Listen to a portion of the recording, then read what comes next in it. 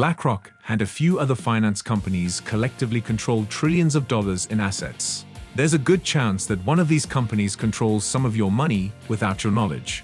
But how do these businesses actually operate? And are they truly the most evil in the world? Hello, and welcome back to another episode of Primetime TV. In today's episode, we'll look at why BlackRock is regarded as an evil organization. If you're new to our channel, make sure to hit the subscribe button and bell icon, so you don't miss out on any future updates.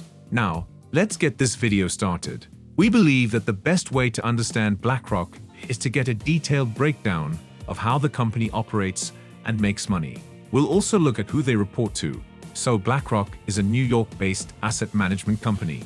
BlackRock was founded as a 50-50 joint venture between Blackstone, an alternative investment management company, and a group of Wall Street veterans, including Larry Fink, who was a senior executive at Blackstone before becoming CEO of BlackRock. If the names still confuse you, know that Schwarzman, founder of Blackstone, and Fink did it on purpose.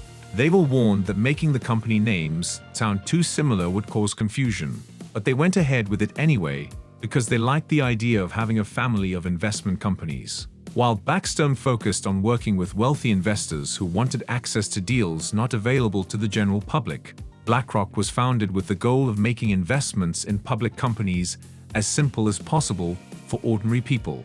What about its primary business? BlackRock's primary business is index funds. These are pools of assets that BlackRock will blend together and then sell shares of. While charging a very small fee for this service, BlackRock offers these shares directly to investors and also sells them on dozens of different securities exchanges all over the world. This can be very convenient for investors who want to have investment exposure to different markets, but don't have the resources to purchase foreign assets directly, together with State Street and Vanguard. BlackRock is one of the big three index fund managers and is actually the largest of the three. The benefit to regular investors is that they can obtain a diversified portfolio of investments without having to purchase a weighted portfolio of shares on their own, which would cost at least $2 million to have weighted exposure to a group of stocks such as the S&P 500. Today, BlackRock manages over $10 trillion in assets, while Blackstone, the original private equity firm, manages $800 billion. So is this company evil? Well, all corporate entities have a legal responsibility to their shareholders, which means they are legally required to make as much money as possible without breaking the law. That means that, like most companies, BlackRock can often do things that people don't like in order to maximize shareholder value. BlackRock also has a fiduciary duty to the investors that put money directly into the products that it manages. Some people might have shares in BlackRock or Blackstone and have nothing invested in their financial products. Similarly, millions of people invest in these companies' financial products without actually owning any of their stock. The biggest source of conflict with BlackRock is the sheer size of its asset portfolio. With $10 trillion in assets under management, the company has significant holdings in the majority of the world's largest corporations. This means that when it comes to shareholder votes, the management of BlackRock can be instrumental in deciding the direction of a company, which is half true. BlackRock does have major stakes and a lot of privileged companies, but they don't own them. They simply purchase them on behalf of their clients, which is anybody who has invested in one of their index funds.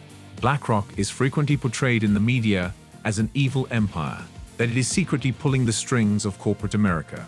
When comparing BlackRock to other asset management companies like Vanguard, which has nearly the same assets under management and operates in almost an identical way, the only logical explanation we can think of is the name BlackRock.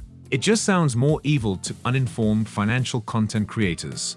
Companies like BlackRock are just vehicles for all different kinds of investors to put their money to work.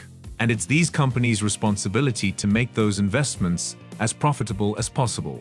The menacing name of this very large and largely misunderstood institution is probably where most of the controversy comes from.